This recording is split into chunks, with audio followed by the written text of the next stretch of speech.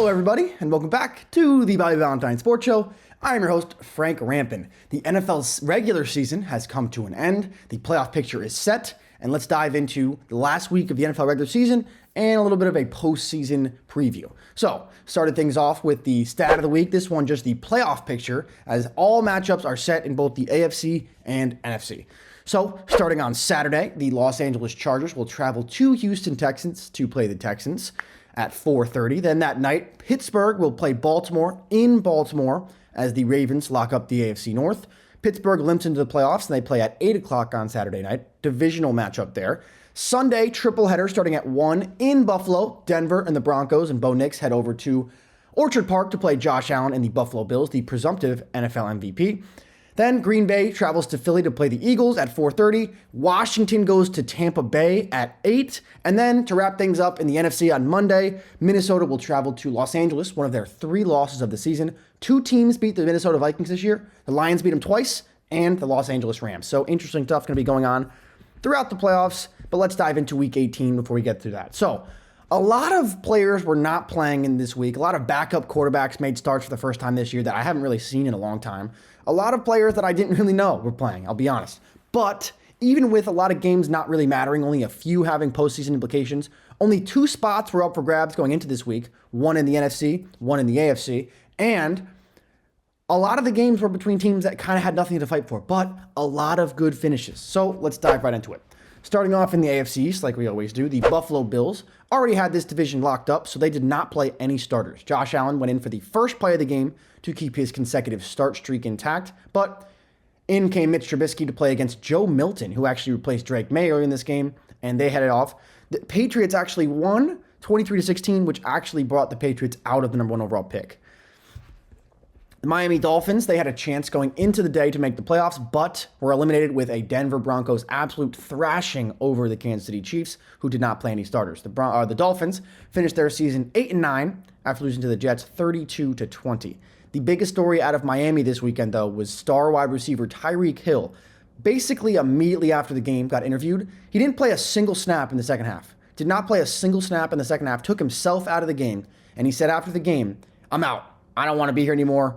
I'm out." And the reporter straight up asked him, "Does that mean you want to leave Miami?" And he said yes. So we'll see what happens with Tyreek Hill, given that he has 2 more years on his deal to stay with the Miami Dolphins. Very interesting. He did have his worst season of his career, first time under 1,000 yards since 2019, and tied for the fewest amount of touchdowns in his career with 6.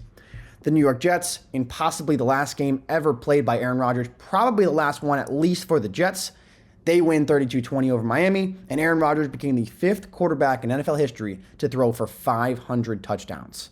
Tom Brady leads the pack with 649, the only one to get to 600. Then Drew Brees, 571, Peyton Manning, 539, Brett Favre, 508, and Aaron Rodgers sitting at 503, as Rodgers threw 4 touchdown passes in this game, and probably his last game as a Jet, possibly his career.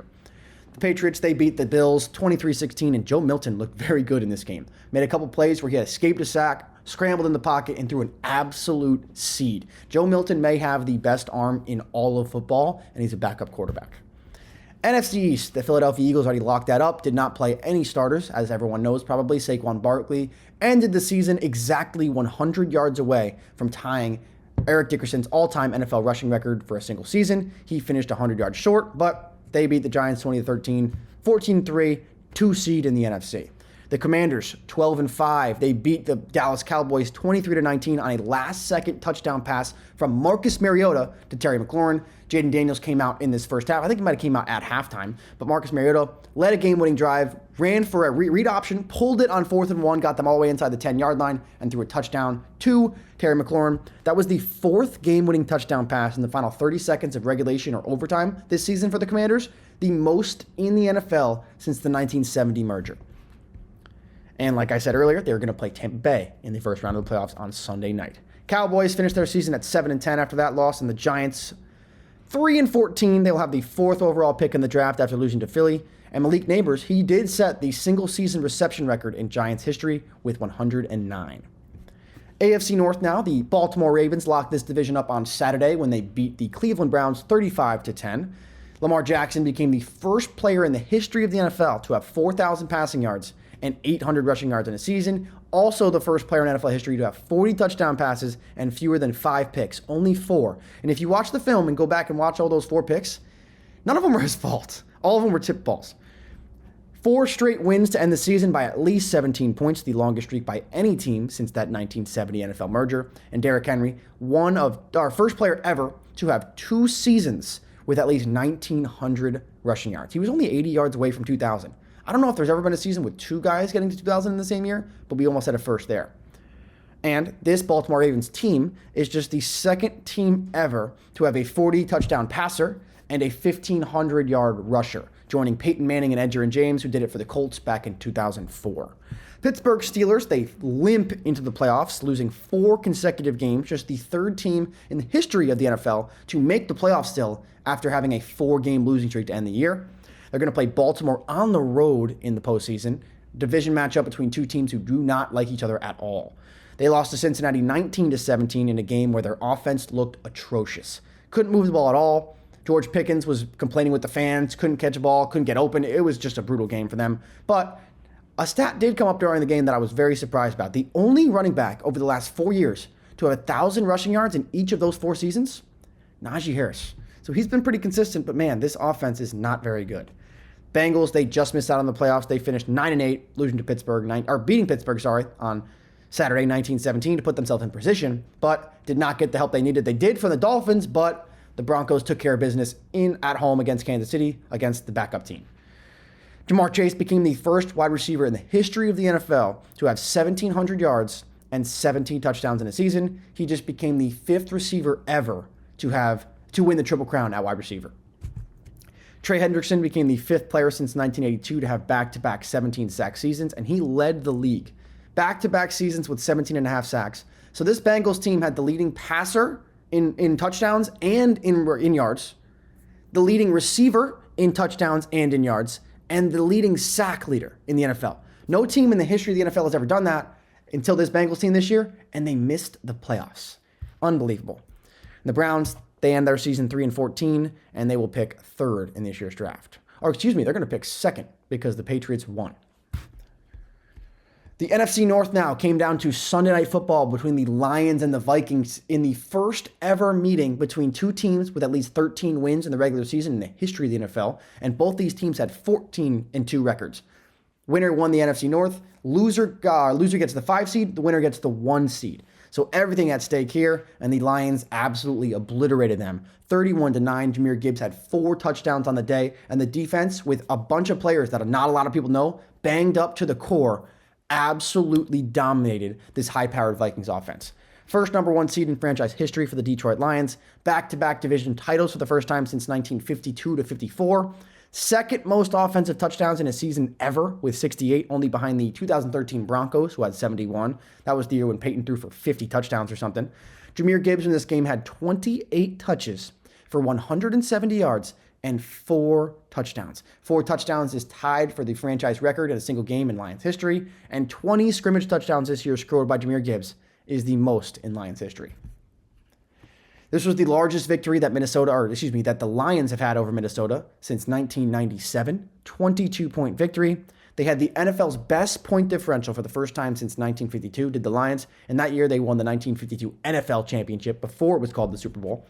8 straight wins in the division versus the North, and 5 straight over Minnesota.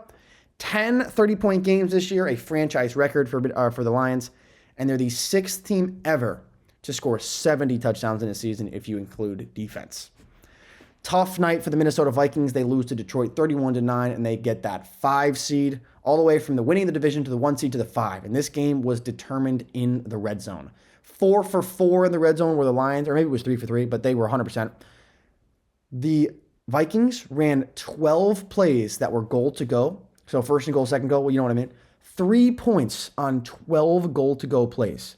Sam Darnold missed a couple throws, missed a couple reads. It was just like this Lions defense was in his face and made him, I guess you could say, turn into the Sam Darnold of old like we saw in the Jets. He did not look like the same person he's been all season long. He was an MVP candidate. Him and Jared Goff, both MVP candidates.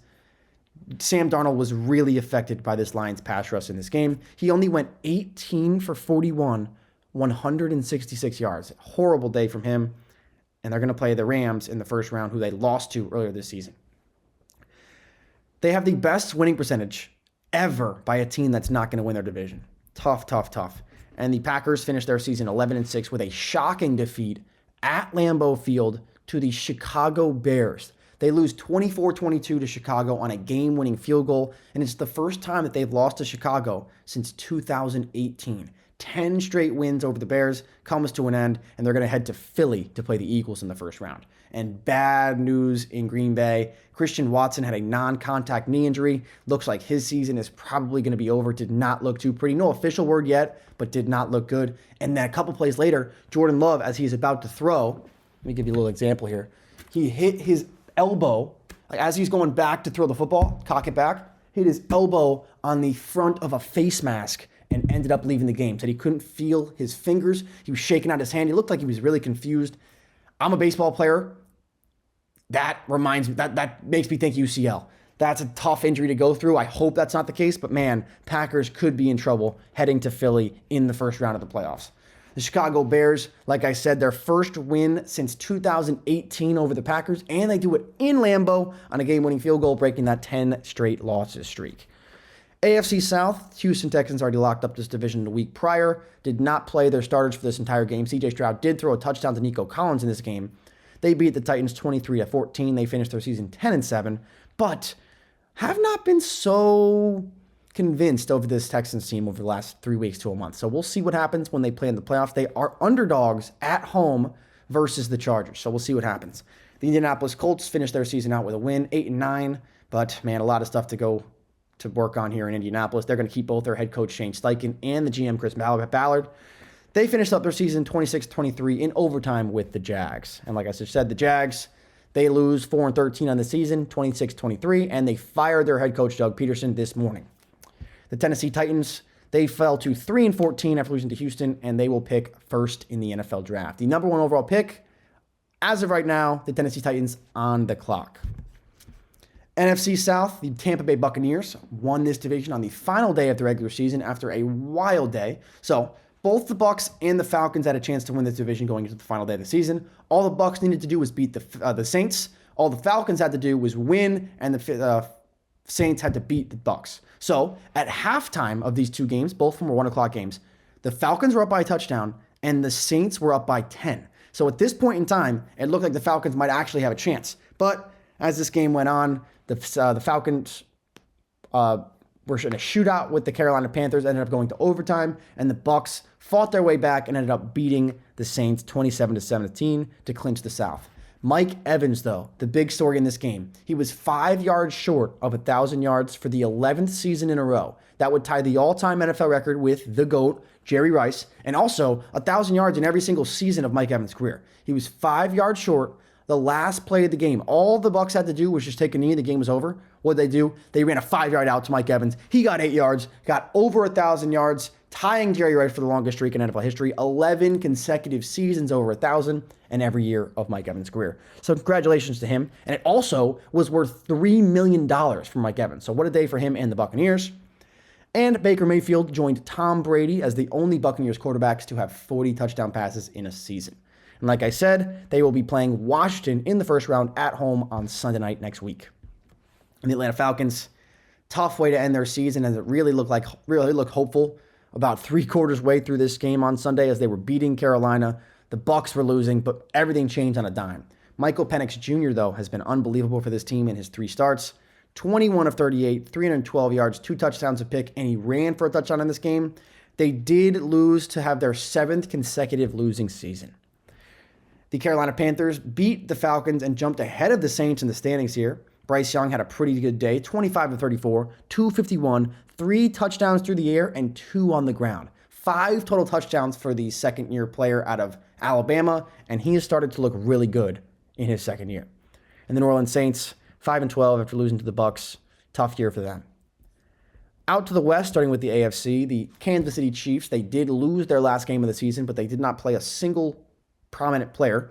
They lost 38-0 to Denver, but they locked up the 1 seed. They had the first round bye. The Los Angeles Chargers, they beat the Raiders 11-6, and they're going to play the Houston Texans in the first round. Quentin Johnson had the game of his life, 11 or 12 catches for 180 yards in this game. Unbelievable game against the Raiders' depleted secondary. The Denver Broncos finally locked up their postseason spot after losing 2 games in a row with the postseason on the line. They finished their season 10-7.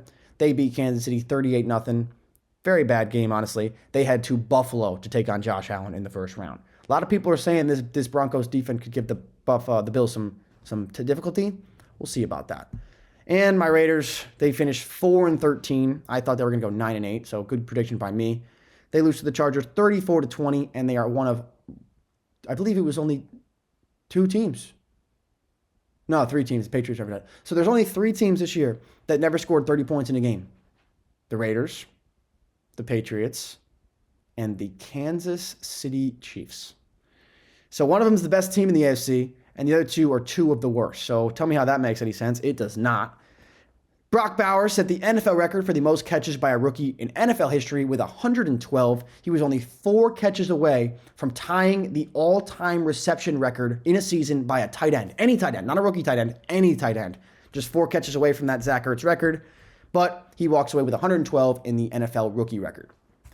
The Rams win the NFC West after beating Seattle 30-25. It was already locked up before this game. They're going to play Minnesota in the first round, and I think they are a home underdog. The Seattle Seahawks, they finished their season off 10-7 after the win against the Rams, but tough year for them. They expected a little bit more. The Cardinals, 8-9, did beat San Francisco 47-24 in their last game, but man, another disappointing season after a good start. Marvin Harrison tied the Cardinals record for the most touchdowns in a rookie season, tying him with Anquan Bolden and Larry Fitzgerald. All 3 of those guys have 8. And the 49ers, 6-11, man. This team was decimated by injuries in a very, very tough season.